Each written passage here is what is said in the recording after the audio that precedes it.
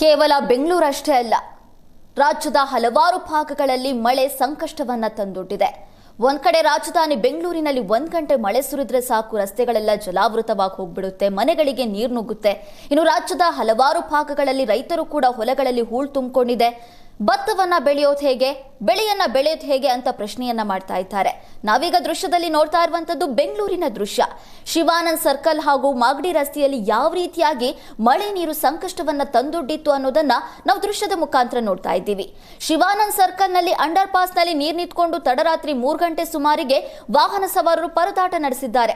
ಮತ್ತೊಂದು ಕಡೆ ಚಾಮರಾಜಪೇಟೆಯಲ್ಲಿ ಮರ ಧರೆಗೆ ಉರುಳಿ ಅಲ್ಲೂ ಕೂಡ ಸಾಕಷ್ಟು ಹಾನಿ ಉಂಟಾಗಿರುವಂತದ್ದು.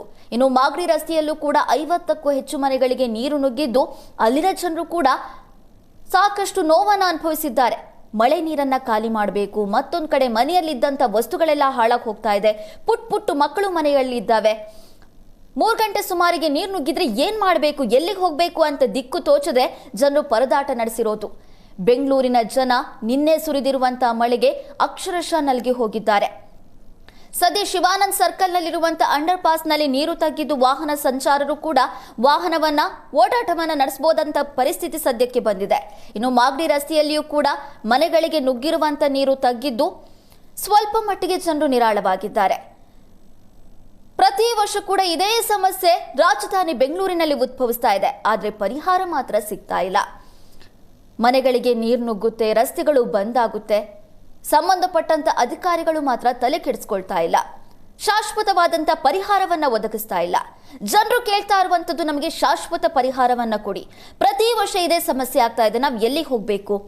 ತಡರಾತ್ರಿ 3 ಗಂಟೆಗೆ ಮಳೆ ನೀರು ಏಕಾಏಕಿ ನುಗ್ಗಿದೆ, ನಾವ್ ಏನ್ ಮಾಡ್ಬೇಕು ಅಂತ ನಿವಾಸಿಗಳು ಕೇಳ್ತಾ ಇರುವಂತದ್ದು.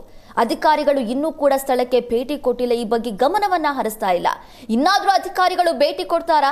ಜನರ ಸಮಸ್ಯೆಯನ್ನ ಆಲಿಸ್ತಾರಾ? ಅದೇ ಸದ್ಯಕ್ಕಿರುವಂತ ಪ್ರಶ್ನೆ. ಸದ್ಯ ಶಿವಾನಂದ್ ಸರ್ಕಲ್ ನಲ್ಲಿಯೂ ಕೂಡ ಯಥಾ ಪರಿಸ್ಥಿತಿಗೆ ಬಂದಿದೆ. ವಾಹನ ಸವಾರರು ಓಡಾಟವನ್ನು ನಡೆಸ್ತಾ ಇದ್ದಾರೆ. ಸಂಜೆ ಏಕಾಏಕಿ ಸುರಿದಿರುವಂತಹ ಮಳೆಗೆ ರಸ್ತೆ ಬಂದ್ ಆಗಿದ್ರಿಂದ ಬ್ಯಾರಿಕೇಡ್ ಅನ್ನು ಅಳವಡಿಸಲಾಗಿತ್ತು. ಯಾರು ಕೂಡ ಆ ರಸ್ತೆಯಲ್ಲಿ ಸಂಚಾರ ಮಾಡದೇ ಇರೋ ಹಾಗೆ ಬ್ಯಾರಿಕೇಡ್ ಅನ್ನ ಹಾಕಿದ್ರು. ಆದ್ರೆ ಇದೀಗ ರಸ್ತೆಯಲ್ಲಿ ನಿಂತಿರುವಂತಹ ನೀರು ತಗ್ಗಿದೆ. ಇನ್ನು ಮಾಗಡಿ ರಸ್ತೆಯಲ್ಲೂ ಕೂಡ ಮನೆಗಳಿಗೆ ನೀರು ನುಗ್ಗಿದ್ದು ನೀರಿನ ಪ್ರಮಾಣ ಸದ್ಯದ ಮಟ್ಟಿಗೆ ತಗ್ಗಿದೆ.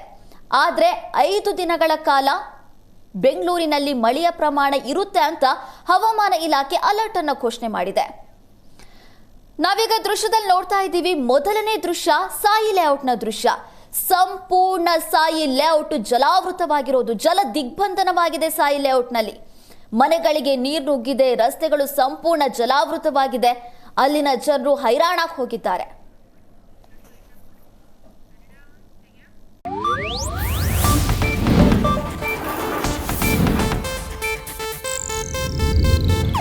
ಇದು ಏಷ್ಯಾನೆಟ್ ನ್ಯೂಸ್ ನೆಟ್ವರ್ಕ್ ಪ್ರಸ್ತುತಿ.